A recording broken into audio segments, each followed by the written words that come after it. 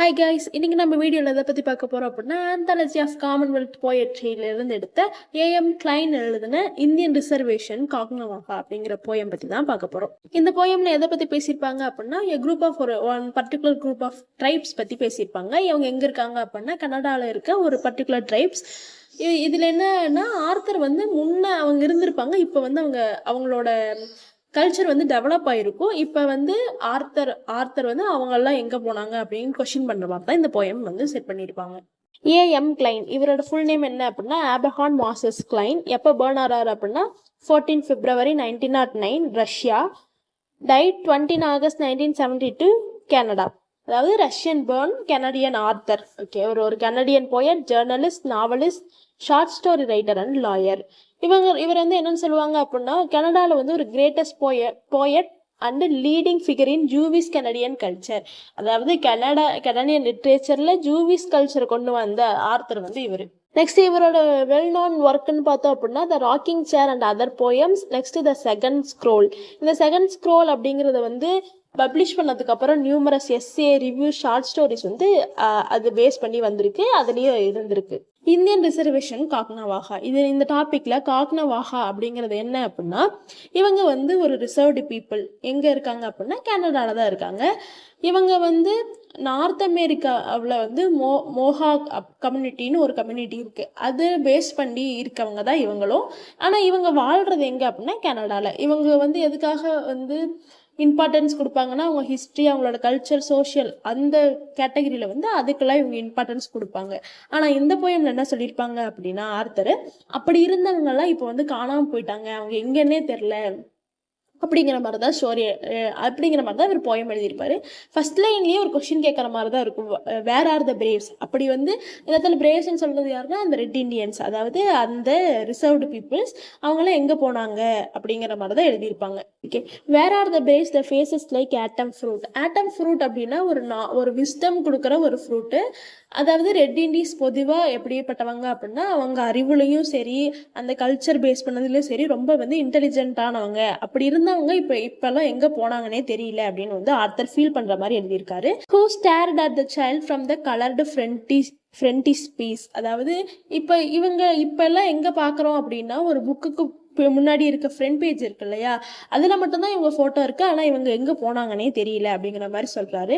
அந்த monosyllabic chief who spoke with his throat. Okay, இது red இண்டீஸோட chief சொல்றாங்க. அவங்க அதிகமாக பேசலாம் மாட்டாராமா. பேசுறது மோனோசிலிபிக் அப்படின்னா ஒரு வார்த்தை 2 வார்த்தை தான் பேசுவாராம். அப்படி பேச அந்த வார்த்தைக்குமே அவ்வளோ அர்த்தங்கள் இருக்குமா. Next line, where are the tribes and the feather பெஸ்டியரிஸ்.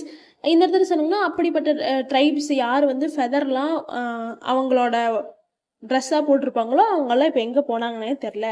Rank Aesop's animal erect and red with fur and their names to make all living things skin.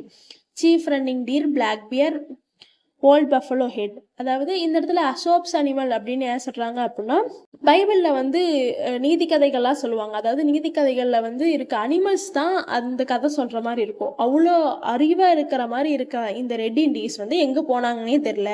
அவங்களோட ஸ்கின்லாம் பார்த்தோம் அப்படின்னா ஃபுல்லாக அப்படியே ரெட் கலரில் இருக்குமா. அப்படி இருக்கவங்கலாம் காணோம். அவங்க எப்படிப்பட்டவங்க அப்படின்னா அவங்கள சுற்றி இருக்கிற எல்லாமே அவங்க ஃபேமிலி மாதிரி தான் நினைப்பாங்க.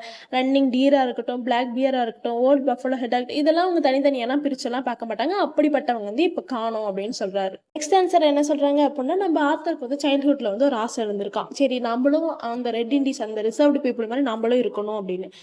இவர் என்ன நினைப்பாரு அப்படின்னா ஸ்கூல் விட்டதுமே அந்த கிளாஸ் ரூம் சாக் ஸ்மெல்லும் சரி, அந்த கிளாஸ் ரூம் ஸ்மெல்லும் சரி, அவங்களோட ஸ்ட்ரீட்ல இருக்க அந்த டஸ்ட் ஸ்மெல்லும் சரி, இதெல்லாம் இல்லாம எப்படி ரெட் இண்டீஸ் காட்டுல கிளீன் அவுட்டோர்ஸ்ல இருக்காங்களோ அந்த மாதிரி நானும் இருக்கணும் அப்படின்னு சொல்லிட்டு இவருக்கு ஒரு ஆசை இருந்திருக்கு. இதில் எரக்வைஸ் ட்ராக் அப்படின்னா நார்த் அமெரிக்கன் இந்தியன் ட்ரைப்ஸோட லாங்குவேஜ். அவங்க எப்படி அந்த லாங்குவேஜ் எல்லாம் பேசுகிறாங்க அப்படிங்கிற அது நானும் பேசணும் அப்படிங்கிற மாதிரி இவருக்கு ஒரு ஆசை இருக்குது. இவர் சின்ன வயசாக இருக்கும்போது அந்த ரெட் இண்டீஸ் எங்கே பார்த்துருக்காரு அப்படின்னா அவங்க ஃபோட்டோ கேலண்டரில் இருக்கிற மாதிரி பார்த்துருக்காங்க. அந்த கேலண்டரில் என்ன இருக்குன்னா அந்த ரெட் இண்டீஸோட சீஃப் நின்றுட்டு இருக்க மாதிரியும் அவங்களோட ஆர்ம்ஸ் அதாவது கை ஹிப்பில் வச்சுட்டு இருக்க மாதிரியும் இருக்குமா. இது எப்படி சொல்லுவாங்கன்னா அவரோட ஃபோட்டோவை பார்க்கறதே ஒரு குட் லக்கோட சிம்பிள் தான் அந்த மாதிரி சொல்லுவாங்களாம். ஆனால் இப்போ இவங்கெல்லாம் எங்கே போனாங்க அப்படிங்கிறது தான் நம்ம ஆர்த்தருக்கு வந்து புரியவே இல்லை அப்படின்னு சொல்றாங்க. நெக்ஸ்ட் ஆன்சர் என்ன சொல்லியிருக்காங்க அப்படின்னா, இந்த மாதிரி ரிசர்வ்டு பீப்புள்லாம் இப்போ என்னவா மாறிட்டாங்க அப்படின்னா வெஸ்டர்ன் கல்ச்சர் பேஸ் பண்ணி மாறிட்டாங்க. அதாவது அவங்க கல்ச்சர் இல்லாம நம்மளும் மற்றவங்கள மாதிரி இருக்கலாமே அப்படின்னு சொல்லிட்டு மாறிட்டாங்க. ஃபர்ஸ்ட் லைன்ல இந்த ஸ்டான்ஸால ஃபர்ஸ்ட் லைன்ல வந்து மொக்கசின் அப்படின்னு சொல்றது ஒன் டைப் ஆஃப் ஷூ. அந்த மாதிரி ஷூவெல்லாம் அவங்க வியர் பண்ண ஆரம்பிச்சிட்டாங்க. சீனிஸ் சேஞ்சுன்னா அவங்க கல்ச்சர் மொத்தமாகவே சேஞ்ச் ஆகிடுச்சு. எப்படி அப்படின்னா இவங்களோட கல்ச்சர் பேஸ் பண்ணி நேம்ஸ் எதுவும் கிடையாது, இவங்க வைக்க மாட்டாங்க. ஃப்ரெஞ்ச் நேம்ஸ் வச்சுப்பாங்க. முன்ன மாதிரி முகத்தில் பெயிண்ட்லாம் பண்ண மாட்டாங்க. அந்த முன்ன மாதிரி பிரான்ஸ் ஜுவல்ஸ் எதுவும் போட மாட்டாங்க. இப்படி இருக்கும்போது இவங்களோட மொத்த கல்ச்சர் நாபிலிட்டியுமே ஃபுல்லாக ரிமூவ் ஆயிடுச்சுன்னு சொல்கிறாங்க. நெக்ஸ்ட்டு ஒரு மென் எடுத்துக்கிட்டாலுமே அவங்க கல்ச்சர், அதாவது ரெட் இண்டீஸ் ரிசர்வ்டுனா அவங்க போயிட்டு வெளியே போயிட்டு அனிமல்ஸ் ஹண்ட் பண்ணிட்டு வரணும், இல்லை வெளியே வந்து ஏதாச்சும் வேலை செஞ்சுட்டு வீட்டுக்கு வரணும். இப்போ எப்படி இருக்காங்க அப்படின்னா மென் கூட உமன் மாதிரி ஒரு டென்ட்டுக்குள்ளே தான் இருக்காங்க அப்படின்னு சொல்கிறாங்க. நெக்ஸ்ட் வந்து ஒரு ஓல்டு சர்ச் டோருக்கு வெளியே வந்து இவங்கெல்லாம் உட்காந்துட்டு அங்கே வர டூரிஸ்ட் வந்து ஏதாச்சும் ப்ரௌன் பென்னிஸ் காயின்ஸை வந்து தூக்கி போட்டாங்க அப்படின்னா அதை வந்து எடுத்து அதை வச்சு லைஃப்பை ரன் பண்ணுற மாதிரி தான் பண்ணிட்டுருக்காங்க. என்னதான் கல்ச்சரில் வந்து இவங்க வெஸ்டர்னைஸாக மாறி இருந்தாலுமே இவங்களோட லைஃப் வந்து இப்படி தான் இருக்குது அப்படின்னு சொல்கிறாங்க. இந்த இடத்துல பைட் த டஸ்ட்னு எதுக்கு சொல்கிறாங்க அப்படின்னா இது என்ன சிம்பிளைஸ் பண்ணுதுன்னா பாஸ்ட் அவே, அதாவது இந்த மாதிரி தான் அவங்க வாழ்ந்து இறந்துட்டு இருக்காங்க, எந்த ஒரு இம்ப்ரூவ்மெண்ட்டே இல்லை அப்படிங்கிற மாதிரி சொல்கிறாங்க. நெக்ஸ்ட் ஆன்சர் என்ன சொல்கிறாரு அப்படின்னா இவங்களோட பாஸ்ட் எல்லாமே வந்து ஷாப்பில் வந்து விற்றுட்டாங்க. இது எதை சொல்கிறாங்க அப்படின்னா மியூசியமில் பார்த்தீங்கன்னா பழங்காலத்து பொருளாக வச்சுருப்பாங்கல்ல, அந்த மாதிரி இந்த மாதிரி ரிசர்வ்டு பீப்புள் யூஸ் பண்ண பொருள்னு சொல்லிட்டு அவங்களோட ஷூஸும் சரி பேஸ்கெட்டு அவங்க யூஸ் பண்ண பொருள் எல்லாத்தையும் வந்து இந்த மாதிரி ஒரு மியூசியமில் வந்து வச்சுருக்காங்க.